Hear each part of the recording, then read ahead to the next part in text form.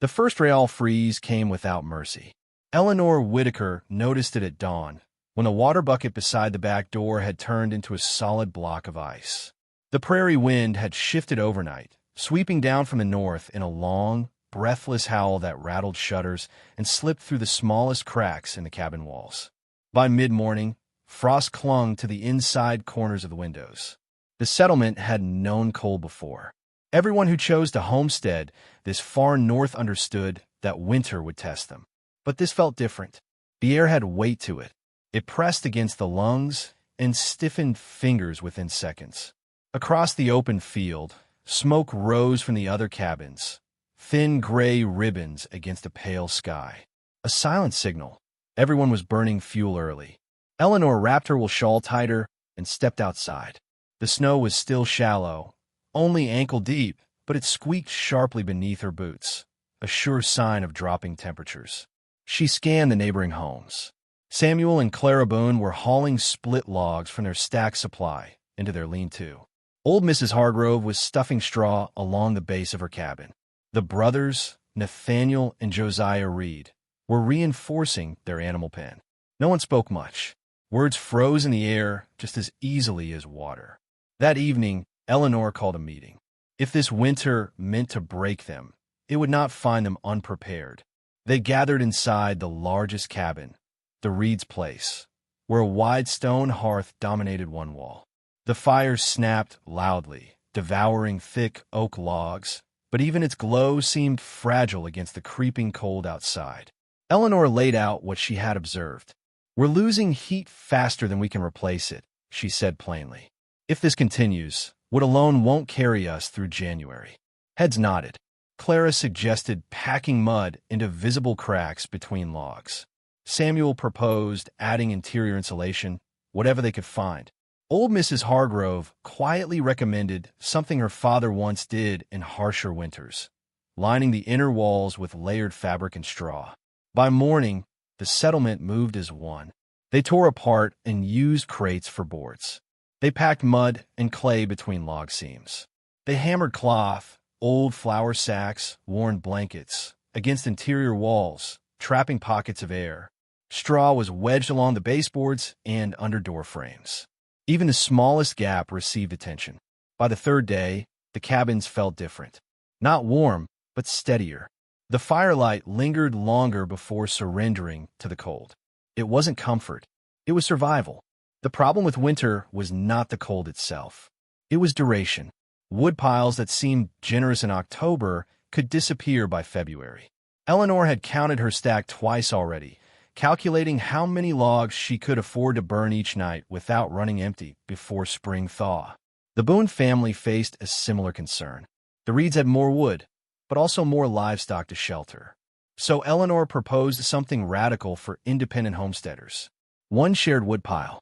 They dragged their reserves together in a single towering stack near the center of the settlement. Every log was counted. Every family's contribution was marked in a ledger Samuel kept with meticulous care.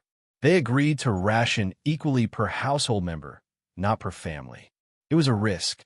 It meant trust, but it also meant no one would freeze alone while another burned through excess. At dusk, they assigned rotating night watches, not for danger from animals or strangers, but to ensure no fire died completely while its occupants slept. That first night under the new agreement, Eleanor lay awake listening to the wind. But she did not feel alone. The smoke rising from every chimney moved together now, bending in the same direction beneath the same sky. The temperature dropped below anything they had recorded. The livestock began to suffer first. Water troughs froze solid within hours. The chickens huddled in silent clusters. One of the Reed brothers found frost forming along the whiskers of their mule. Losing animals would mean losing spring, so they adapted again. The Boones cleared space inside their cabin for 2 goats. The Reeds moved smaller animals into a reinforced corner of their structure. Eleanor opened her storage shed and converted it into a shared livestock shelter, lining it with straw thick enough to muffle sound. Body heat became an asset. They hauled heated stones from the hearth, wrapped in cloth, and placed them in troughs to delay freezing. They broke ice 3 times a day. They fed the animals warm mash instead of dry grain. It required exhausting effort. But by the week's end, not a single animal had been lost. Exhausted, yes, but alive. And in winter, that was victory enough. Then came the storm. It began just after sunset, a wall of wind that shook cabins to their foundations. Snow didn't fall gently. It drove sideways, slicing across the prairie in blinding sheets. Visibility vanished. By midnight, drifts swallowed fences. Doors had to be forced open against packed snow. The shared woodpile stood half-buried. Inside Eleanor's cabin, the fire dimmed dangerously. She bundled herself and stepped into the storm. Each step forward felt like pushing against a living thing. The cold clawed at her lungs. But she reached the central pile, dug out logs with numb hands, and delivered them to 2 cabins before returning to her own. She was not alone for long. Samuel emerged next. Then Nathaniel. Then Clara. No one had called for help. They simply understood. Through the worst of the storm, they moved between cabins, reinforcing doors, relighting hearths, checking on one another. The wind roared, but the settlement answered it with movement. By dawn, the storm passed. The cabins still stood. The smoke still rose. No one had frozen in the night. They had survived the coldest night yet, not because of strength alone, but because they refused to endure it separately. The storm left more than snow behind. By the second week of relentless cold, supplies began thinning faster than expected. Flour sacks sagged inward. Salt pork shrank to carefully measured portions. Coffee grounds were reused until they turned pale and useless. Eleanor called another meeting, this time not about warmth but about food. "We stretch everything," she said. "No exceptions." Clara began baking smaller loaves, slicing them thinner. Samuel organized a strict ration schedule. The Reeds offered dried venison they had preserved in autumn. Mrs. Hargrove contributed jars of turnips and carrots from her root cellar. Nothing was wasted. Bones became broth. Stale bread became porridge. Even animal fat was rendered carefully for cooking and lamp fuel. Hunger lingered, but it did not conquer them. What sustained them more than food was routine. Every morning, they worked. Every evening, they gathered briefly, sometimes only to exchange updates and confirm everyone was steady. In winter, discipline was warmth of another kind. 3 nights later, a new challenge struck. Clara's youngest daughter, Lucy, developed a fever. In summer, it might have been a passing illness. In deep winter, isolation made even a simple sickness dangerous. The wind howled outside as Eleanor hurried to the Boone cabin. Lucy lay pale beneath layered quilts, her breathing uneven. Mrs. Hargrove arrived with dried herbs she had carried across 3 states years ago. Samuel kept the fire roaring. Nathaniel volunteered to check on livestock so the Boones could remain inside. They rotated through the night. Warm compresses, small sips of broth, whispered encouragement. Eleanor sat beside the child until dawn, listening to each breath like it was a fragile promise. By morning, the fever began to break. It was not medicine alone that saved Lucy. It was presence. In the harshest winter, even illness could not isolate one family from the rest. Cabin fever threatened next. Days blurred into each other. White sky, white fields, white silence. Without work in the fields, idle hands invited worry. So Eleanor began something new. Every 3rd evening, they gathered for shared learning. The Reeds taught simple carpentry repairs. Clara demonstrated mending techniques to extend clothing life. Samuel explained ledger, keeping, and basic arithmetic to the children. Mrs. Hargrove told stories of earlier winters and what they had survived. Eleanor taught reading by firelight. The flicker of flame cast long shadows against insulated walls, but those shadows no longer felt ominous. Laughter returned in small bursts. The children listened wide-eyed as tales of spring planting were spoken like prophecy. The cold outside remained ruthless, but inside mine stayed active, and hope requires imagination. By late January, the shared woodpile had shrunk to a concerning size. They had calculated carefully, but the storm had demanded more than expected. Eleanor stood before the stack, counting remaining logs with growing unease. They would not last until thaw. The decision came quickly. They would venture into the forest beyond the ridge. It was dangerous. Snow drifts were deep, and temperatures remained punishing. But waiting would only weaken them further. At first light, Samuel, Nathaniel, and Eleanor set out with sleds and axes. Each breath formed crystals in the air. The forest stood silent, trees heavy with frost. They worked efficiently, cutting only deadfall to conserve strength. The rhythm of chopping echoed through frozen air. Fingers numbed despite wool gloves. Sweat threatened to chill beneath layers. By midday, sleds were stacked high. The return journey tested them most. The wind shifted again, pushing against their backs. But they leaned into the ropes and pulled. When they crested the final rise and saw smoke from the settlement, relief struck deeper than exhaustion. That night, the fire burned brighter. Not because winter had eased, but because they had answered it. February arrived with cruel patience. The cold did not intensify, but did not retreat either. Days stretched long and pale, offering little warmth. Then came the moment that nearly broke them. Mrs. Hargrove slipped on ice while carrying water and fractured her wrist. An injury that might be inconvenient in mild weather became alarming in deep winter. She could not split wood. She struggled even to carry kindling. Without discussion, the settlement shifted around her. Clara took over her cooking. The Reeds repaired her roofline where ice had formed.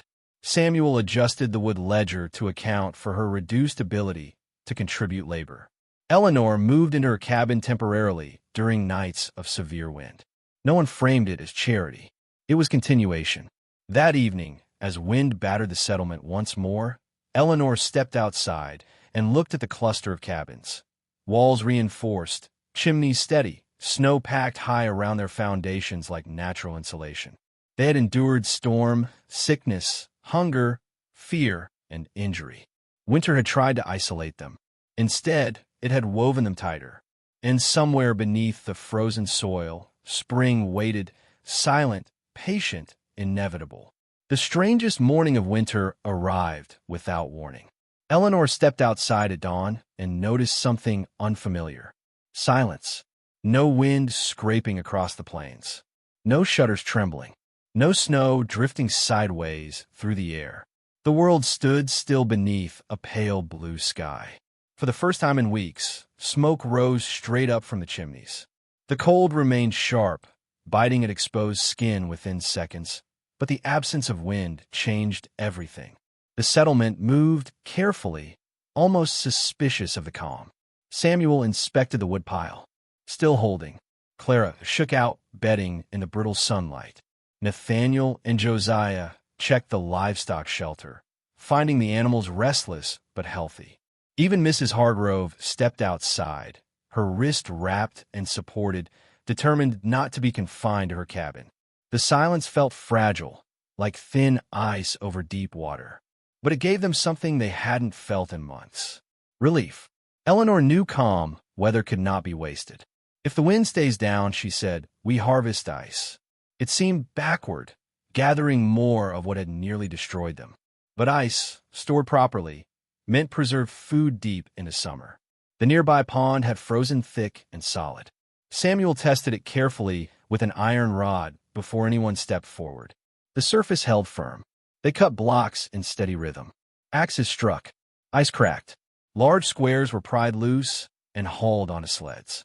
The work warmed them despite the cold air. Their breath rose in heavy clouds as they stacked the blocks inside a sawdust-lined pit near the Reed's cabin. Layer by layer, the frozen bricks were packed tight, insulated with straw and wood shavings. By afternoon, they had enough to last months. Winter, for once, had offered a gift. Eleanor wiped frost from her eyelashes and allowed herself a rare smile. Survival wasn't just enduring hardship. It was learning how to use it. 2 days later, the temperature climbed unexpectedly. Snow softened. Icicles began dripping from cabin roofs.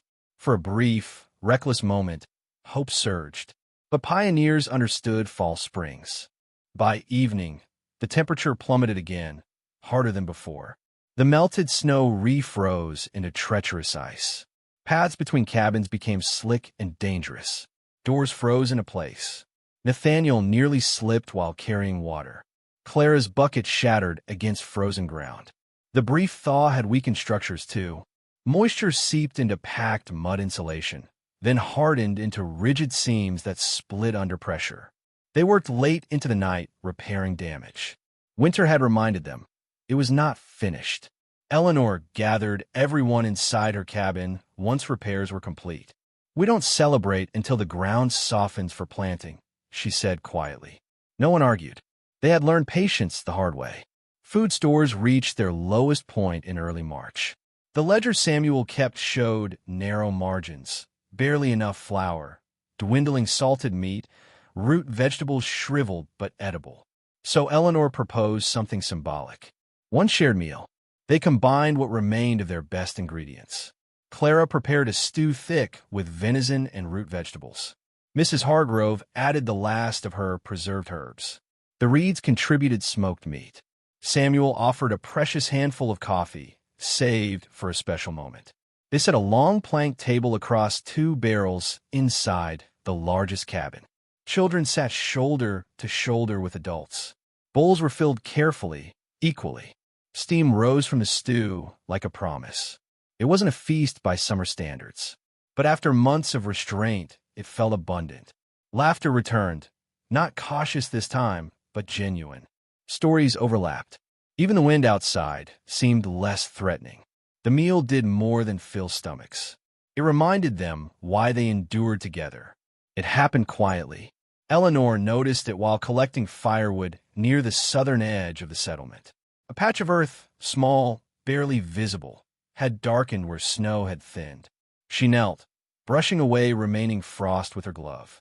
Beneath the frozen crust, the soil felt damp. Not solid, not lifeless. Damp. When she stood and scanned the horizon, she saw subtle changes everywhere. The sunlight lingered longer. The air, though still cold, carried a different scent, faint and almost imperceptible. Movement beneath stillness. That evening, she shared the discovery. No cheering followed. They had been fooled once before, but something shifted in their posture. Hope this time felt steadier. They still rationed wood. They still reinforced doors. They still kept night watches. But beneath it all ran quiet certainty. The coldest winter nights had not defeated them. And now, somewhere beneath layers of snow and memory, spring was preparing its return. The change did not come all at once. It began with sound. Eleanor woke before sunrise to a faint dripping outside her cabin. Not the sharp crack of splitting wood. Not the whistle of wind through seams. This was softer, rhythmic. Water. She stepped outside and listened carefully. Along the eaves, thin streams slipped from icicles, tapping against the snow below. The air still carried a chill, but no longer stung with the same violence. By midday, the pond ice had dulled from clear blue to cloudy gray. Samuel warned everyone to keep their distance. The surface was weakening from beneath. The settlement shifted routines again. Paths were cleared wider to manage slush. Barrels were set out to collect meltwater. Livestock shelters were reinforced against dampness instead of frost. For months, their greatest enemy had been freezing. Now, saturation posed a new threat. Mud replaced packed snow. Boots grew heavy. Foundations had to be checked daily for softening soil. Survival required adaptation once more. Winter was retreating, but it was not done testing them. With daylight stretching longer each evening, attention turned to damage assessment. Cabin logs showed stress fractures. Fence posts leaned at uncertain angles. Roof edges sagged where snow weight had lingered too long. Nathaniel and Josiah began reinforcing beams. Clara and Eleanor patched interior walls where insulation had shifted. Samuel reviewed the ledger, calculating how much seed and supply remained for planting season. Mrs. Hargrove, though still healing, directed small repairs with sharp precision. Experience had made her practical. They worked steadily, but reflection crept in. They had lost no lives, no animals, no cabins, but the cost had been measured in exhaustion. Eleanor found herself pausing more often, staring across the settlement with quiet disbelief. The same cabins that had seemed fragile in October now appeared seasoned, hardened by shared endurance. Winter had not merely tested their structures. It had revealed their strength. One evening, as the last snowbanks shrank into scattered patches, Lucy asked a question that lingered long after the fire burned low. Will next winter be worse? The adults exchanged glances. No one could promise otherwise. Samuel answered carefully. Every winter is different. But will we survive it? Lucy pressed. Eleanor leaned forward. Yes, she said simply, because now we know how. The knowledge they carried was more valuable than stored grain or stacked wood. They had learned to share resources without pride, to rotate labor without resentment, to respond to danger without waiting to be asked. Winter had forced them to become something more than neighbors. It had made them interdependent, and that understanding would not thaw with the snow. The day finally arrived when the soil yielded beneath a shovel. Not easily, not gracefully, but it broke. Eleanor pressed her boot against the blade and felt resistance give way. Dark earth turned over, moist and alive with the scent of renewal. One by one, the others joined her. Samuel measured planting rows. Clara prepared saved seeds with careful hands. The Reeds repaired irrigation trenches from melted runoff. Mrs. Hargrove supervised spacing like a field general. The settlement, once defined by smoke and snow, now echoed with the scrape of tools against soil. Planting was an act of faith. They buried seeds with no guarantee of rain, no assurance of mild weather ahead. But compared to surviving the coldest nights, this felt hopeful rather than desperate. The land at last responded. By late spring, grass reclaimed the prairie. Cabins that had once been encased in frost stood under open sky. The shared woodpile had shrunk to a modest stack reserved for cool evenings. Livestock grazed freely. Life looked ordinary again, but nothing about them was unchanged. Eleanor gathered the settlement one final time before summer work fully consumed their days. We survived because we chose to stand together, she said. Let's not forget that when the air turns warm and comfort returns. They agreed to keep the shared ledger system, to maintain a communal emergency reserve, to meet monthly, even in fair weather. Winter had stripped away illusions of independence. In its place, it had built something sturdier. As Eleanor watched the sun dip low over green fields, she understood something clearly. The coldest winter nights had not been their greatest hardship. Isolation would have been, and they had defeated that first. Summer did not arrive gently. It burst across the prairie in tall grass and relentless sun. Where snow had once buried fence lines, wildflowers now pushed through the soil. The pond that had nearly frozen solid shimmered under open sky. The cabins, once reinforced against blizzards, stood with doors open to circulating air. But comfort brought its own challenge. Without immediate danger pressing against them, routines loosened. People worked longer in their own fields. Meals returned to individual tables. The shared gatherings became less frequent. Eleanor noticed the shift quietly. It wasn't neglect. It was relief. Still, she understood something vital.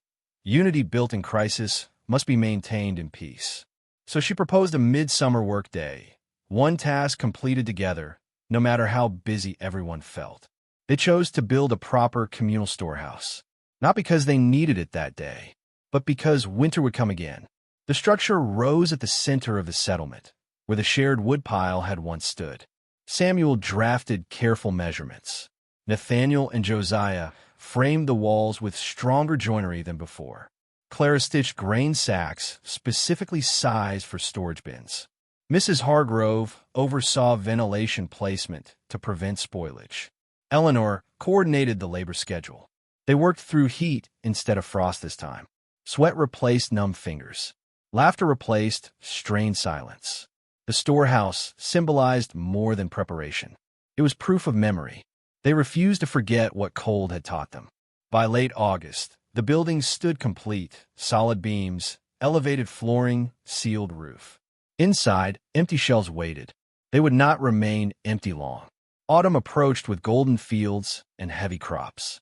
The planting they had risked in fragile soil now returned in abundance. Corn dried in neat rows. Beans hung thick on their vines. Root vegetables filled crates with earthy scent. The shared storehouse slowly filled. Unlike the previous year, they measured reserves not with anxiety, but with strategy. A portion of every harvest went directly into communal storage. Another portion remained private. A final share was preserved through salting, drying, or canning. The system worked, not because rules forced it, but because trust sustained it.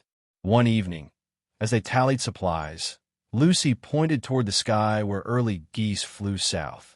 "Winter's coming back," she said calmly. No fear trembled in her voice, only awareness. The first frost returned almost exactly 1 year after the harsh freeze that had begun it all. Eleanor stepped outside at dawn, just as she had the year before.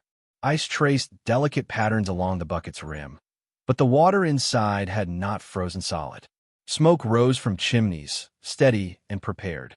The woodpile was larger this time. The storehouse stocked. Cabin walls reinforced permanently.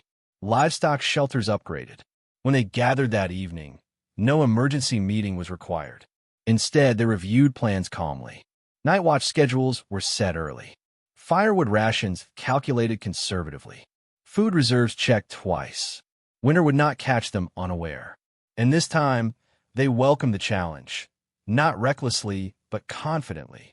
When the first true winter storm arrived, it was strong, but it was no longer terrifying. Snow drove across the prairie. Wind tested cabin walls. Temperatures dropped sharply, but the settlement did not scramble. They moved with practiced precision. Doors were secured, insulation checked, animals sheltered, fires maintained steadily. That night, Eleanor stepped outside briefly, letting the wind brush against her face. It felt familiar. Behind her, every cabin glowed with steady firelight.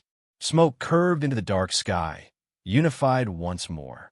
They had survived the coldest winter nights once before. But more importantly, they had learned how to survive them together. Winter would come and go. Storms would rise and fall. But what endured was stronger than frost, stronger than wind, stronger than isolation. It was community. Years later, when newcomers arrived and asked about the settlement's first winter, the story was never told as a tale of suffering. It was told as a lesson. Eleanor would stand near the old storehouse, now weathered but sturdy, and describe the storm that buried the woodpile. Samuel would explain the ledger that kept fairness intact. Clara would laugh about baking bread so thin it nearly turned transparent. Mrs. Hargrove would shake her head and say the cold had been harsh, but not as harsh as loneliness could have been. The children, grown taller with each passing season, remembered it differently. They remembered firelight against insulated walls, the sound of axes striking frozen timber, shared stews steaming in the dim glow of lanterns, the comfort of knowing no cabin stood alone. The coldest winter nights had tested more than their supplies. They had tested character. The settlement endured because pride yielded to cooperation, because strength was shared instead of hoarded, because fear was met with movement, not paralysis. Long after that first brutal season, winter continued to visit the prairie. Some years were mild. Others pressed hard against doors and rattled shutters like old ghosts. But no storm ever found them unprepared again. The communal storehouse remained stocked. The shared ledger remained active. Monthly gatherings continued even during warm months. The cold had forced them to build more than thicker walls. It had built trust, and that trust outlasted frost, hunger, illness, and wind. When Eleanor grew older and watched younger families take over the routines she once organized, she understood something simple and enduring. The coldest winter nights had never truly been about temperature. They had been about choice. To close doors or open them, to guard resources or share them, to endure alone or survive together. The settlement chose together. And because of that choice, no winter, no matter how fierce, could ever take from them what they had built within.